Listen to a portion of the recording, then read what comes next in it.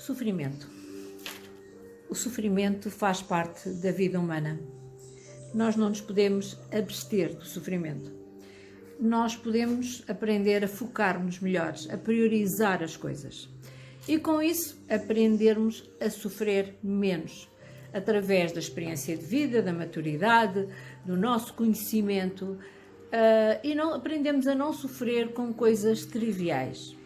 Mesmo com quem consegue atingir essa maturidade, mesmo assim, existem as grandes questões da vida que merecem o nosso foco, a nossa atenção. Eventos, por exemplo, como terminar um relacionamento, a partida de alguém, definitivamente, eventos como estes, mesmo para pessoas muito esclarecidas pela experiência, traz sempre sofrimento. Isto ensina-nos que a escolha na vida humana não é escolher entre sofrer e não sofrer. A real escolha da vida humana é aprendermos a lidar com a evolução de cada situação menos grata da vida, pois que a maioria guarda angústias e as dores para si mesmo e dentro de si. Muitas nem dividem com ninguém, e isso é uma armadilha para a sua felicidade, para o seu bem-estar. Décadas de ciência vêm a ensinar a importância de dividir alegrias, tristezas, enfim, dividir com pessoas queridas aquilo que acontece connosco. Acontece que nós vivemos num mundo editado, um mundo de fotos de pessoas que estão sempre a sorrir, sempre bem, de felicidade constante. Pessoas que, corpos perfeitos, onde as fotos têm filtros ideais, onde têm a luz e o ângulo ideal, onde tudo é um perfil aparente felicidade. Esse mundo editado faz parecer que a vida pode ser constantemente feliz. A consequência óbvia disso é que muita gente, por conta de tudo isso, tem medo e vergonha da sua própria vida, da sua própria identidade, do seu passado, das suas feridas, vergonha de mostrar a sua forma de estar na vida e guardam tudo isso dentro de si mesmo. Quais são os impactos disto tudo na vida humana? O que é que isto representa na vida de todos nós? É sobre isso que eu vou falar hoje.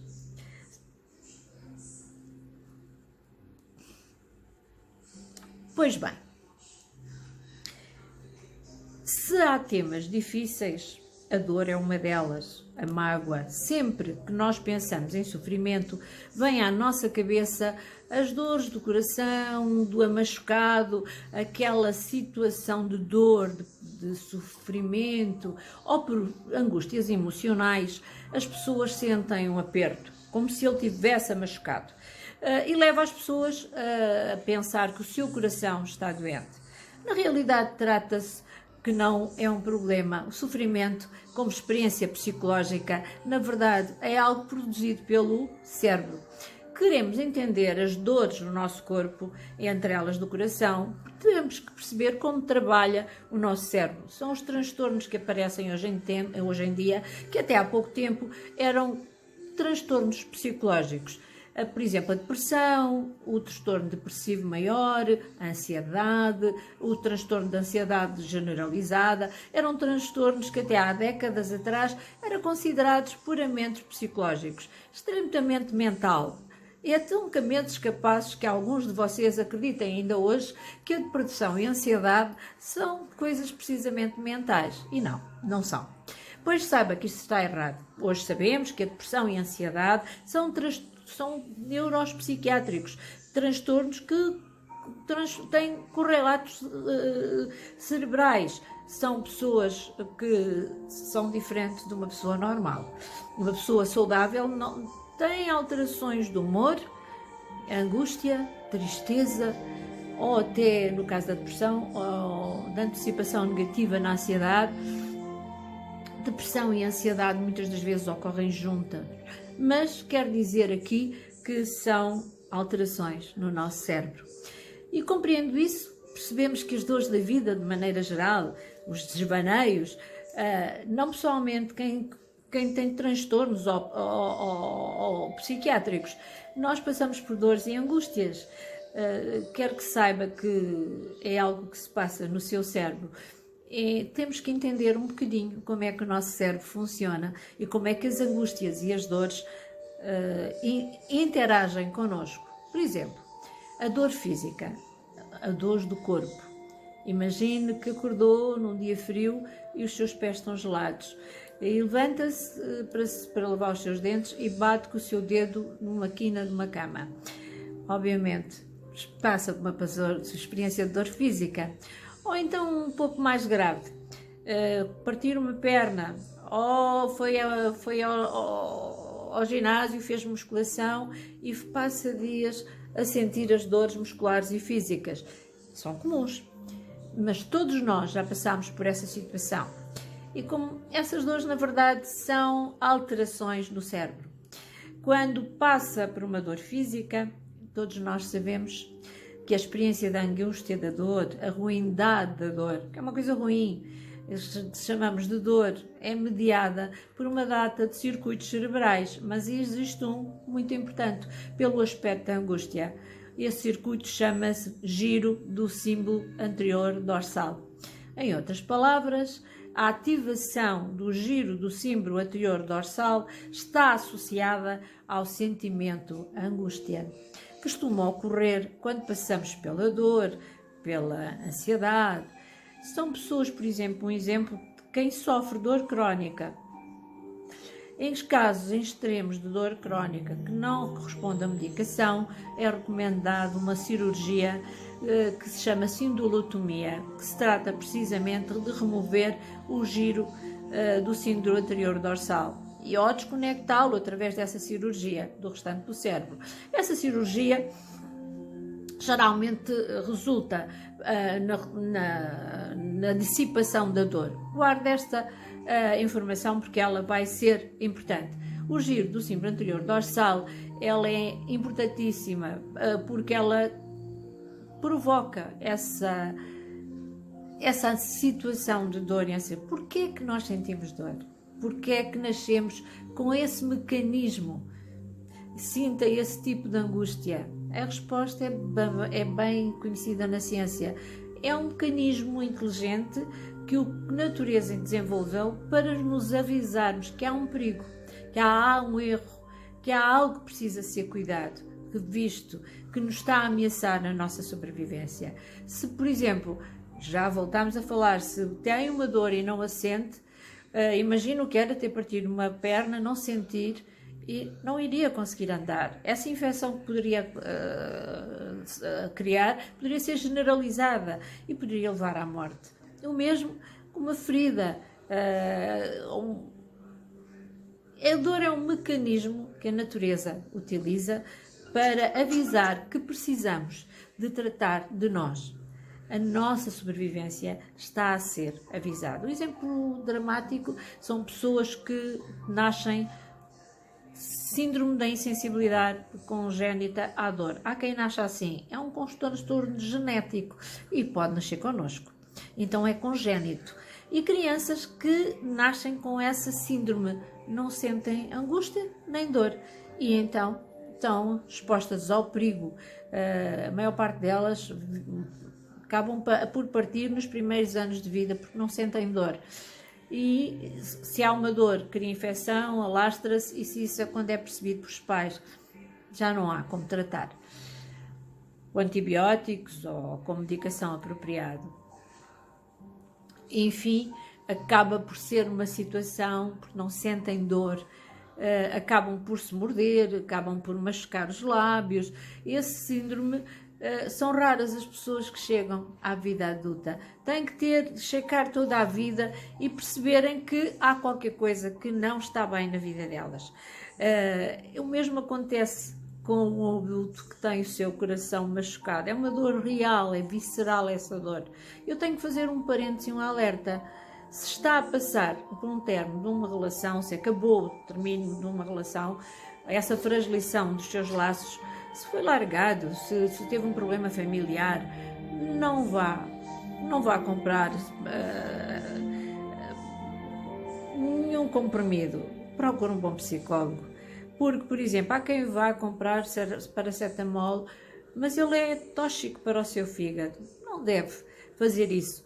Procure bons especialistas. Há pessoas, inclusivamente, que tomam medicação com álcool, que é altamente prejudicial, não só à saúde, nem à sua própria vida. Infelizmente, são muitas as pessoas que se automedicam e o automedicar não faz muito sentido. Pessoas são o céu e o inferno da nossa vida. Os momentos mais felizes da sua vida, tenha certeza que é variável. O ser humano está rodeado de pessoas, e se imaginarmos o oposto, os piores momentos da sua vida, de maior angústia, tenha certeza que seres humanos foram uma variável muito importante para essa angústia. Então, relações são fundamentais, pessoas são o céu e o inferno da nossa vida, mas as nossas angústias e sofrimentos envolvem outras pessoas. Uma última evidência que eu quero dividir convosco da importância das relações é que observar o cérebro quando ele não está a fazer nada específico, ou seja, ele não para, mas quando ele não está envolvido em nenhuma tarefa específica, o que ele faz, quando ele não está a prestar atenção, quando está sossegado, quando está a fazer, quando não faz planos, quando está apenas a relaxar, a olhar para uma paisagem e está a apreciar essa paisagem, chama-se percurso de observação do eu. O que é que ele faz? E quando ele não está em nenhuma tarefa que necessite, é o stand-by do seu cérebro. O que os estudos mostram, meados dos anos 90 e que até hoje trazem questões fundamentais dentro da ciência, o que eles mostram é que existe uma rede de circuitos cerebrais que são ativas quando ele não está a fazer nada. Essa rede ficou conhecida na ciência como rede modo padrão. E porquê? Essa é a rede neutra do cérebro. Ela é o cérebro quando não está a fazer nada. O relaxar, ele não para, mas abranda, é um modo padrão. Acaba por trazer uma calmaria, de sabor, de bem-estar e de relaxamento. Se os batimentos cardíacos baixam, a corrente sanguínea anda com menos velocidade e estes conjuntos de circuitos que são mágicos. Aqui sim existe a magia, o nosso cérebro é mágico e vários neurocientistas dizem que o que o cérebro faz quando ele está pensando outras pessoas. O que é que acontece? Quando está a pensar sobre as suas relações, quando pensa sobre si em relação a outras pessoas, quando está a pensar, que a ciência chama cognição social. O que é que ocorre nessa altura quando está a fazer tudo isso? Bem, o que as observações científicas mostram é que quando ele está a executar a cognição social, pensando sobre relações, sobre nós, ou em relação a outras pessoas, nós temos uma atividade cerebral, mente cerebral altamente análoga à atividade de modo padrão. De outras palavras, o modo neutro do cérebro da atividade de circuitos cerebrais é muito parecido, enquanto nós estamos pensando das nossas relações, da nossa vida, da nossa estabilidade. Então, o nosso cérebro em modo neutro, o que ele está a fazer é justamente pensando noutras pessoas. E uma interpretação que a maior parte dos cientistas dizem, o cérebro, quando está em stand-by, é aproveitar esse tempo para refletir das nossas relações e de nós mesmos, é um diálogo connosco. Quantos não falam sozinhos? Muitos de vocês, acontece com vocês. Ocorre lá, literalmente um nivelamento entre as ondas cerebrais das duas pessoas. Os pesquisadores verificaram quanto maior esse alinhamento, quanto mais parecidas as ondas cerebrais de um diálogo são idênticos e são estabilizados, menor era a dor sentida pela pessoa que estava a sentir a experiência dolorosa do adeus. Pense, dividir as nossas dores tem um peso.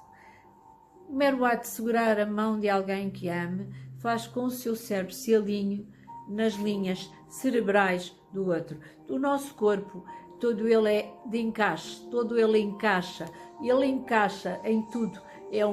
É tão visceral que, ao ponto de alinhar as nossas ondas cerebrais, é divinal. A dor física e a dor emocional dividem mecanismos semelhantes. Dividir dores emocionais, dividir sentimentos é fundamental para um bem-estar, para a nossa vida, e não é à toa que as terapias têm feito maravilhas importantes na redução das angústias e da dor. Para mim, a melhor forma, quando alguém me procura, eu mando sempre relevar e escrever o que quer, o que não quer, o que lhe faz bem. As terapias eu recomendo a toda a gente, porque durante essa terapia pode dividir sem ter ninguém a julgá-lo. Como, por exemplo, na depressão, é altamente recomendado a pessoas saudáveis. Todos nós temos algo para deitar para fora. Se tiver o seu coração machucado, se tiver a possibilidade, procure a terapia para ter uma redução das suas angústias, para encontrar um espaço para se conhecer a si mesmo, para poder olhar a vida de outra forma. De maneira alguma eu quero dizer que isto é uma prerrogativa do nosso tempo, mas o nosso tempo potencializa isso. Se olharmos para trás, nós somos extremamente vulneráveis. A raça humana é extremamente vulnerável comparado com as outras raças. Nós necessitamos de cuidadores, desde a nascença até mesmo na morte. Nós não sabemos comer, não sabemos, até para as situações mais básicas, até a nível de higiene. Nós não temos as nossas funções em relação aos outros animais. A humanidade é dos seres mais frágeis. Nós necessitamos ser alimentados, necessitamos de genes, da higiene feita. Os princípios básicos têm que ser feitos por outros, até ter idade. Os ensinamentos são dados por outros também, senão as pessoas tornam-se bichos numa sociedade não evolutiva. Quando não queremos aceitar o conhecimento ou quando somos antissocial, uma raiva mediante a sociedade e as pessoas que estão à nossa volta. Viver em sociedade é partilhar momentos, é saber e perceber que quem está à nossa volta é uma mais ajuda. Professores, pais, irmãos, familiares, amigos. Quantas pessoas não nos estendem a mão e nos dão um todo nesta sociedade que necessita do outro. Não é pecado pedir ajuda. Eu costumo dizer, não é nenhum totó dizer eu estou mal. Quem não pede, não ouve Deus. Há um ditado muito antigo que a minha avó dizia, que é muito interessante, que é eu para evoluir preciso da tua mão para seguir o meu coração. Na evolução da humanidade, todos nós só conseguimos crescer e evoluir se tivermos a coragem de pedir e de nos queixarmos, dizer o que está mal na nossa vida. E assim, sim, acabam as depressões, acabam as mágoas, acabam as raivas. Tenham um diálogo consigo próprio. Os diálogos connosco fazem grandes diferenças numa sociedade. Não culpe os outros. A vida não tem duas escolhas, tem muitas escolhas. Nós levantamos a escolher. E são opções de vida. As opções levam a tomar direções completamente diferentes. Numa altura de crise, como estamos agora, vimos pessoas a darem a volta por cima de uma maneira maravilhosa. Não tiveram medo, não tiveram vergonha. Regaçaram as mangas e enfrentaram a estrada de vida e refizeram-se numa sociedade. É assim que as coisas acontecem. Meus queridos, por hoje fico por aqui. Deixo-vos aqui uma sugestão. Toda a gente sabe que este é o meu último livro, A Vida é da Cor que Tu a Pintas. Pois bem, ele pode ser encontrado na FNAC, na Bertrand, ou até mesmo na editora que é a Mahatma. Eu falei com a doutora Helena Mineiro e perguntei, porque há pessoas que não o encontram em vários sítios, e ela disse-me o porquê de não pedirem diretamente à editora. Muito bem, cá fica. Peçam diretamente à editora, acredito que ela os vai tratar da melhor forma possível, porque é para isso que cá estamos. É para uma evolução dia a dia. A Vida é da Cor que Tu a Pintas é um livro que tem vários trechos sobre a evolução social. Não é um livro de autoajuda, é um livro de desenvolvimento pessoal, onde cada ser humano vai retirar dele aquilo que precisar para a sua evolução. Eu não ponho aqui regras a ninguém, apenas um conselho é um conselho. As regras são feitas por si, a sua estrada é feita por si e o seu conhecimento pode vir de mim, pode vir de outros, de mim, vieram de muitos. Eu não sei nada e todos os dias estou a aprender. É no caminho da aprendizagem que se faz a jornada. Um beijinho muito grande e deixo-vos só aqui um trecho do meu livro. Eu tenho que pôr óculos porque como pisbiopia, isto depois dos 40 é uma chatice. Eu já estou nos 60, quase um, que bom. Quer dizer que a vida tem passado. Se eu tive uma vida bela, se eu tenho uma vida bela, maravilhosa. Basta ter 2 filhos maravilhosos, amigos fantásticos e é tão bom mergulhar e termos amigos para partilhar situações, para partilhar a vida, sem julgamentos. A vida é para isso, sem julgamentos. Não julgo ninguém. Vamos cá. Então é assim. Página 77 da 2ª edição, porque eles fazem diferença. Diz assim: a mulher e o homem sábios olham-se no espelho da sua alma, reconhecem os fracassos, utilizam os seus erros para fertilizar o terreno, onde voltam a colocar sementes da sua inteligência. Deixo-lhe aqui a este parágrafo. Portanto, aquilo que eu lhe digo é: coloque as suas sementes, tenha uma vida repleta de felicidade. A vida é da cor que tu pintas e nós temos de fazer uma evolução. Para a fazer, precisamos de acreditar em nós, precisamos de acreditar no que está à nossa volta, principalmente no verdadeiro amor, na verdadeira paixão. Isto não é tão fácil assim, é muito mágico, sem dúvida, muito científico. O nosso cérebro tem vários sensores neurais e com eles fazemos a evolução da nossa caminhada, as nossas escolhas, o nosso caminho. Beijinho grande. Eu sou Fátima Branco.